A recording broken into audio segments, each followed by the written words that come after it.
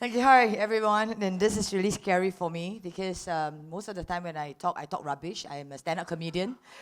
And, with TEDx, you cannot, fool around. You have to be very serious. And serious is not my middle name. Okay? Well, so I decided that you must be as nervous as I am. So let's do something fun. I've given all of you a coin. You see, I'm a generous speaker. Usually you pay to come here, right? But I pay you for listening. So what I need you to do is hold this gold coin right in front of you, all right? Stare at it for 3 seconds and think, what is the one talent that you have? Just the first thing that comes to mind or the one that comes naturally? Okay? What is the one talent that you have in mind, that you know you have? All right?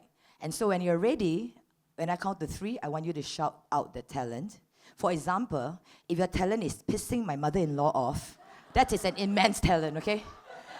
Okay? For mine, it's irritating my mom. So when we count to 3, just shout the talent 3 times. Like, I have the talent to blah, blah, blah, okay? Are you ready, guys? You ready? Here we go. I have the talent to make people laugh. I have the talent to make people laugh. I have the talent to make people laugh and cry. Thank you. Okay, this is your talent, and this is my gift to you. Do not bank it. You're supposed to put it in your pocket, and then when you bring it home, I'd like you to take a marker and write the talent that you just said. Can you do that? And then when you make money with it, you can return me the interest. Keep the original and return me whatever you grow with it. So, okay, now we put it in the pocket. All right? Okay, so what I want to share with you is my version of the parable of the talents. Have you heard of the parable of the talents? Have any one of you heard of that? It's okay if you haven't, because some of us don't read so many stories or don't even read the Bible at all. That's fine, you know. But I have a version, the Irene Ang version of the parable of the talents, okay? So there is this rich CEO, all right? He is going away for overseas trip for 3 years for business. So he called on his 3 royal servant, subject, staff at different levels. There's a VP level, HOD level, a young executive level. He called them all in front of him and he said, you, John, I'm going to give you 5 talents, okay? Do something with it. And in those old days, they call talents, the money is called talents. And in today's context, you actually can use your talent as a currency because you use the talent exchange for money, for work, and all that, right? So it's called talent. So he said, John, use your 5 talents and report to me 3 years later when I'm back. And then he turned to Mark and said, Mark, I will give you 2 talents, and you, like John, would report to me 3 years later what happened to your 2 talents. And then he turned to Benjamin and he said, Benjamin, you're very young, you don't need so much talent. I'll just give you 1. Okay, after 3 years, like them, you will report to me what happened to your talents. So then, he went away. 3 years later, he came back and he called all 3 of them in front of him. So John said, sir, I'm very happy to report. As you know, I'm an architect. So with the 5 talents, I use it to buy cement, wood, and hire workers. I built a house with 5 rooms, and I rented out the rooms. And today, it's a little motel, and it's doing quite well. So your 5 talents have become 10 talents. Wow! The CEO very happy. Say, okay. Very good, John. Well done. For that, I'll give you 10 more talents. You can build 2 more motels, and the first one that you built belongs to you. Wow! Very happy, right? Okay. Then he turned to Mark, and Mark said, sir, you know, I'm not so creative like John. I'm a gardener, you know. What do I know apart from planting trees and all? He says, so I went to the next town. I bought some seeds. And then I planted the seeds. And then now I just recently harvested the corn. And then I made 3 talents. So now I have 5 talents. He said, well done. You know, go and take the 10 talents that I'm going to give you now and buy more seeds and grow more corns. And in fact, I will ask John to build a house so that the whole family can live in the farm. You know? So very happy, right? Then he turned to Benjamin. And Benjamin said, sir, you know, I'm very conscientious and safe, and you are a very fierce boss. So I decided to bury your talent under this tree. But it's very safe. Every morning I come and check. Monday check, Tuesday check, Wednesday check. It's always there. And you see, I show you, it's here. Ta-ding! And then the guy said, you stupid fool, you! You know, the value of the talents has gone down after 3 years. You know, I gave you a talent, you were not taking my instruction. Take my instruction to do something with it, not bury it. So he said, you are fired. Like what's that guy's name? Donald Trump, yes. Well, you all watched the show. So the moral of the story is this. What did I learn from the parable of the talents? We are all given at least one talent. Agree? Yeah? And we should never bury them. You see, if you look around you, the people around us, we see three kind of people. We see the Johns, we see the Marks, and we see the Benjamins. Because some of us are very entrepreneur, we are very risk-taker, and then we went to do something with it. We make business out of the money or the talents that we have. And some of them, we have very little talent, but we just are safe people. So we do what we know best. But we do something, right? And then there are some people who are scared. And most of the time, the people are scared is because they're fearful of rejection. Okay, they are fearful that people laugh at them. They were fearful that what if I fail? What if I spend 3 months trying this business and I fail? Okay, they already decided that they will fail before they start. And obviously they will fail, exactly.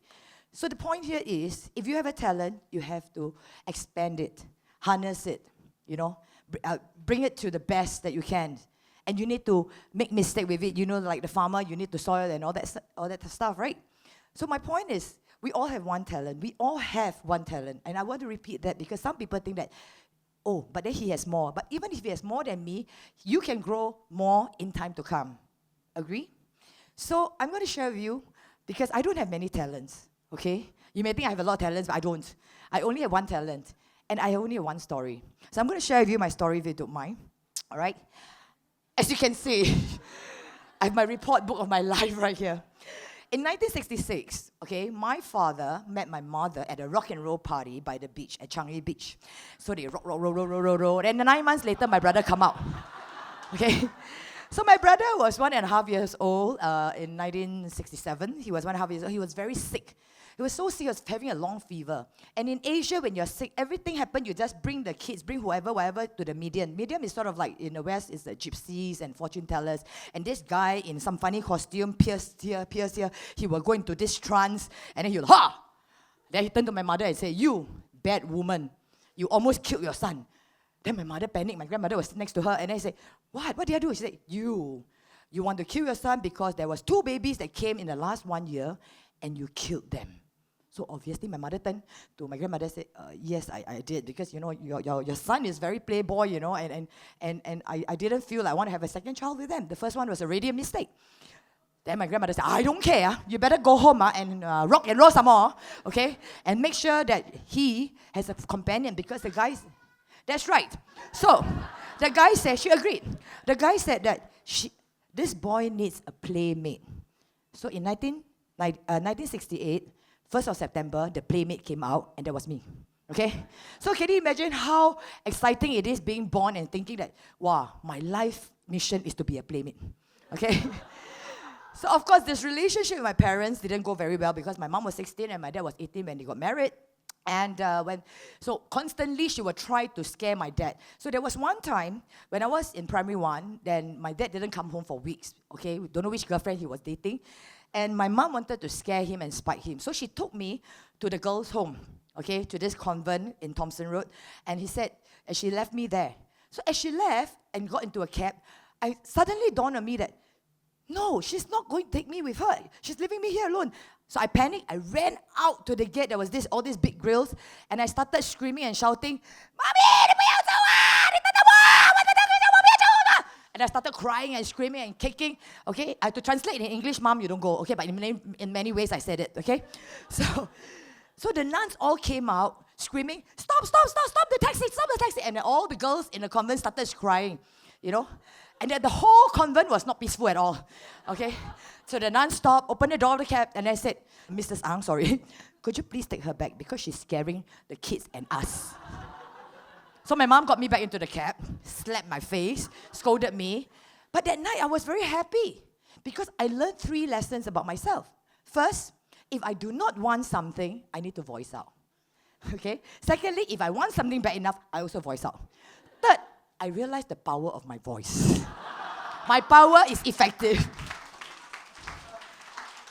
So, and from then on, I went on to do the other stuff, like hosting. Even in 1991, when I represented Singapore for the Southeast Asia Game, the way I scared and I won the silver medal during the Southeast Asia Game for fencing was to scare my opponent off. Ha, ha, ha!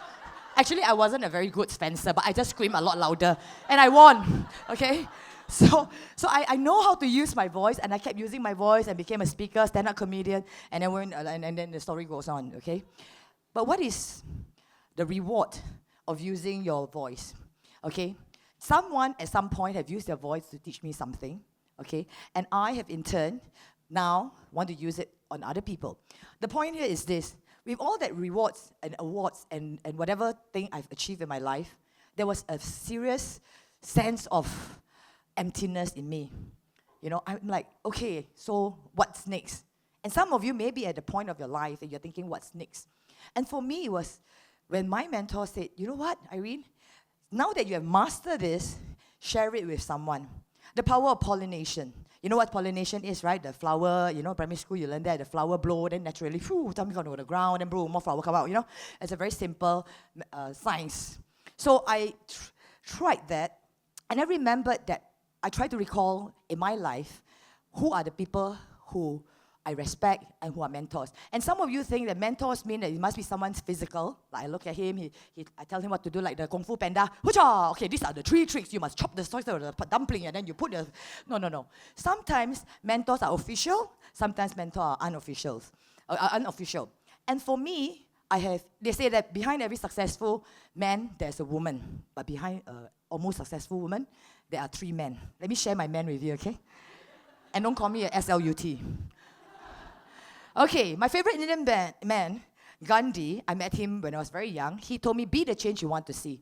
So whenever I meet something in my life that I'm not happy, instead of hoping that someone would change something or do something, I will change it myself.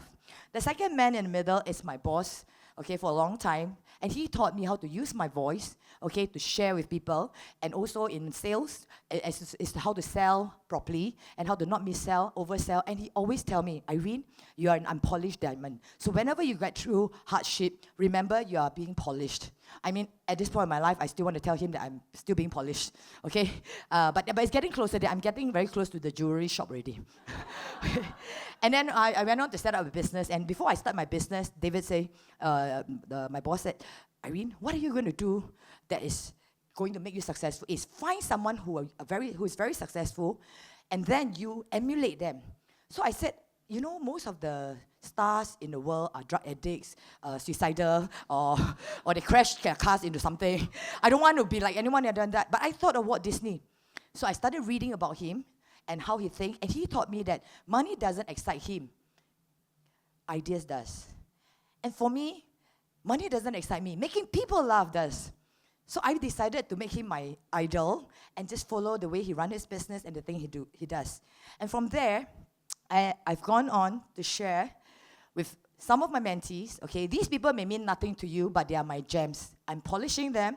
I'm sharing what I learned with them. We have Pat Law, a digital strategist. She's really famous. When I met her, she was a teenager and she was lost. And today she's advising some of the top brands. In fact, some of the top people in this country, okay, is going to her for media strategist advice. And we have Dolesia, like what I did with the artists, sharing with my artists, starting Fly Entertainment. She started this company called Makeup Entourage. And then taking on any one of you with no skills in makeup, you just go to her and she train, and she's also the first woman to be nominated for Golden Horse for her makeup. All right? So there's a lot of power watching these people, and there's a lot of satisfaction watching these girls and boys grow up, you know? And the satisfaction is something that money cannot buy. If someone were to ask me, Irene, are you successful? I would say I'm successing. Okay, and as long as they keep on growing, pollinating, you know, and I watch them grow more people, I will feel that there's so much more joy and satisfaction in my life. So last but not least, take out your coin now. I want you to always write on it and always remember to reflect, look at it, reflect on it, try again, try it many times, make mistakes. Eventually, you will master it. And remember, you have to return me the interest. Okay? And the best part of doing that and growing other people and passing on the new coins, I'm just joking about returning me. pass the second coin or third coin that you make to other people, share with them. Okay, the best part is you don't need SK2 or whatever brand, cosmetic or Botox for that matter. You only need to have true love with people around you, watching people grow. You will grow and glow just like me. I think I look like 25, but actually I'm 45. Thank you so much. God bless all of you.